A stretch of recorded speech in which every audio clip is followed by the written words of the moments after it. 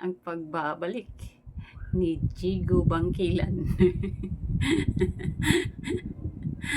Dili. Ito mga ka-real talk ha.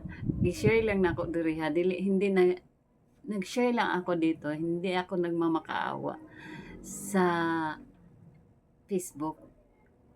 Sinishare ko to para mapulutan ng aral sa mga taong dumadanas dyan ng stress sa buhay, dumadanas ng anxiety. Kaya kung ikaw man may anxiety dyan, huwag mo masyadong pilitin, huwag mo masyadong isipin. Kung may pera ka,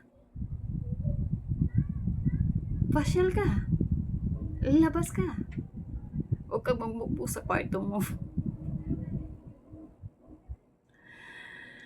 Ako kasi wala akong pera kaya nagmumukmuk lang ako sa kwarto. At kaya ko naman, kahit nagmumukmuk ako sa kwarto, hindi ko naman iniisip masyado yung problema na yan.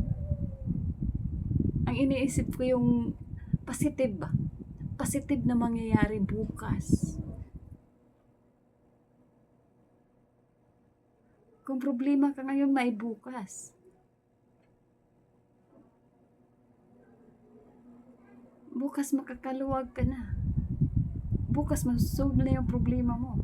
Bukas hindi ka na stress.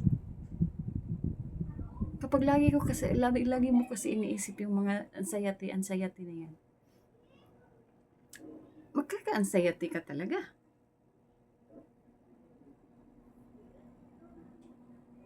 Mag-overthink ka na. Ando na yung iisipin na hindi maganda. Hindi magandang gawin sa sarili mo. No, huwag mo isipin yan. Isipin mo ang bukas. Isipin mo may pag-asa pa. Panginoon lang ang pwedeng kumuha ng buhay natin, hindi kita.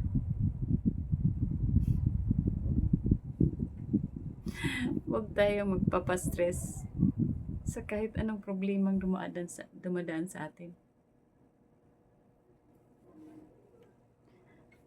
Yung problema ko, sinishare ko lang. Hindi yan pagmamakaawa sa inyo. Kundi, sinusukat ko kung gaano kalaki yung problema nyo kaysa sa akin na nilalaban ko sa buhay ko.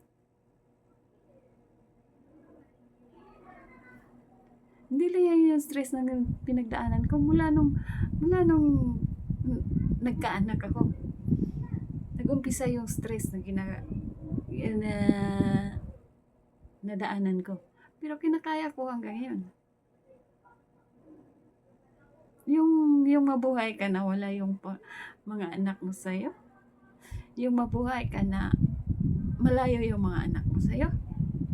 Kala mo ba hindi stress yun? Araw-araw kong dinadala yun.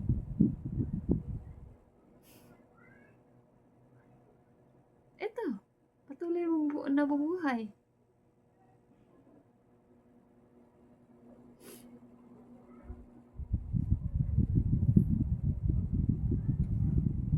Patuloy na lumalaban. Patuloy nagpapakatatag lang.